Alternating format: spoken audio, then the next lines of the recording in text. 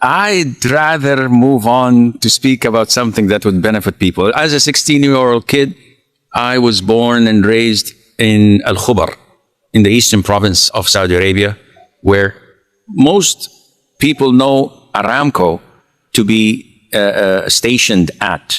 So I was raised among a lot of the expats, and alhamdulillah, we got our formal education there until I was grade 6. When I finished grade 6, we came to Jeddah because two of my elder brothers were Saudi Airlines pilots, instructor pilots, check pilots, fleet managers, alhamdulillah. And since I've been there since in 1974, alhamdulillah. It's a blessing in disguise, dude. Nobody ever thought that I'd utilize the English that I've learned at that early age in giving dawah. But alhamdulillah, this is a blessing from Allah, who is the best of planners. And yes, I got my English from the community, from the society. And I come from a sort of a westernized family because I have relatives, kinships of mine that are Americans, that are British, that are from the Netherlands. So we're a multicultural family in a sense. So the English was the prevailing language whenever we needed to communicate. I started practicing about 45 years ago. And alhamdulillah, with the grace of Allah subhanahu wa ta'ala, I started to learn the religion. And I've become an imam of a masjid approximately 40 years ago. So it was not dawah. It was not even English that was on my agenda. It was to give a weekly Friday sermon, to give lectures in my masjid, my locality, and to lead the prayers. And to do that, you needed to learn your religion, the basics, which I started a couple of years prior to that. And through the process, the imam of the masjid next to my home simply had to leave his post.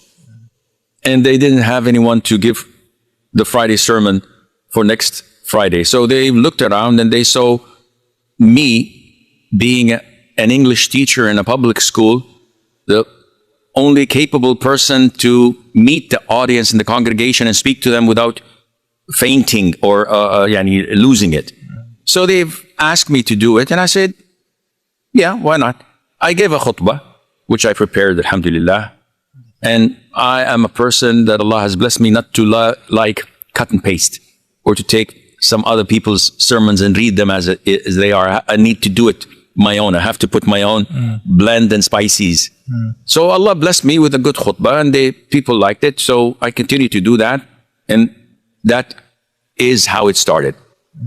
The English da'wah came 20 years later when I was asked by one of the brothers to fill in for him in a lecture, public lecture in English. And I said to him, listen, I speak English, but it's different when you talk technical terms.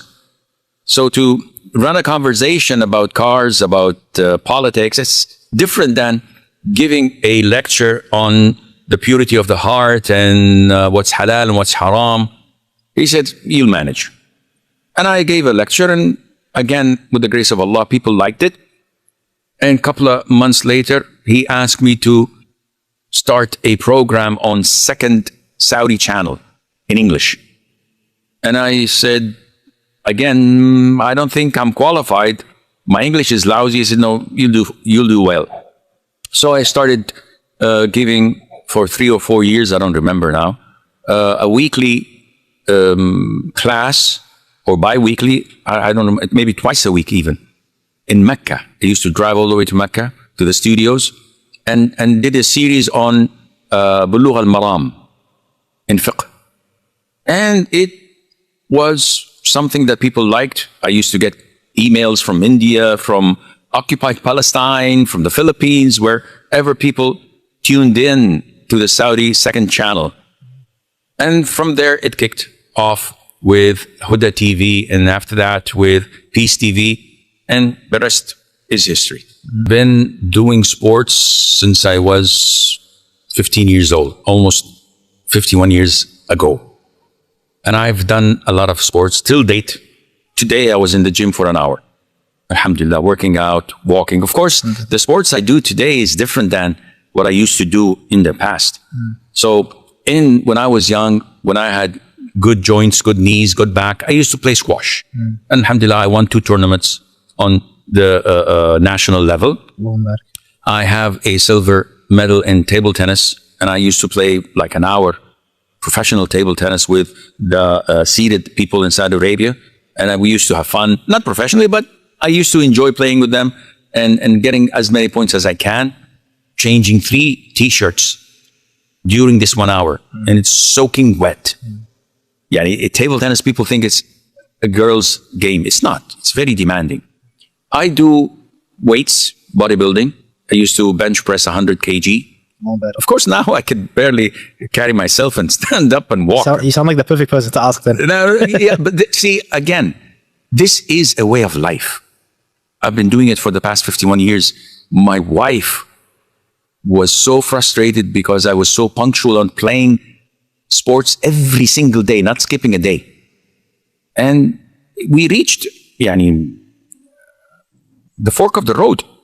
And she said, you have to choose either me or sports. We can't go on like this. I told her I'm going to miss her a lot. And since then, alhamdulillah, she figured out that, okay, this is in his system. So alhamdulillah, I think it's a way of life. I do my ibadah, I do my teaching, I do my da'wah, but I have to have my own time. When you play squash and you keep on smashing that ball in the side wall or in the front wall, and you hear that sound, and the ball cries, please, please, I won't do it again. And you leave the court, you feel relieved. The tension is gone.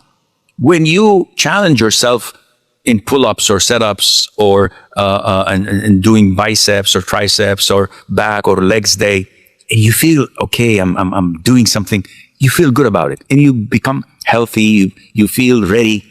This is a way of life. Can it be cascaded to everybody? Unfortunately not.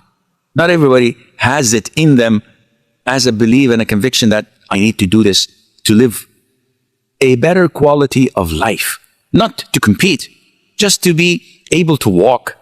Nowadays, my age, I regret not taking good care of my body as I should have. I sometimes make say, most of the times, riding on the golf cart, or someone pushing me on a wheelchair in haram. And I sometimes try to hide my face. And, Sheikh, you look as an athlete, why are you? I can't. It's the age issue. It's no endurance anymore, no power as I used to. So the youth, the youngsters should take real good care of themselves so that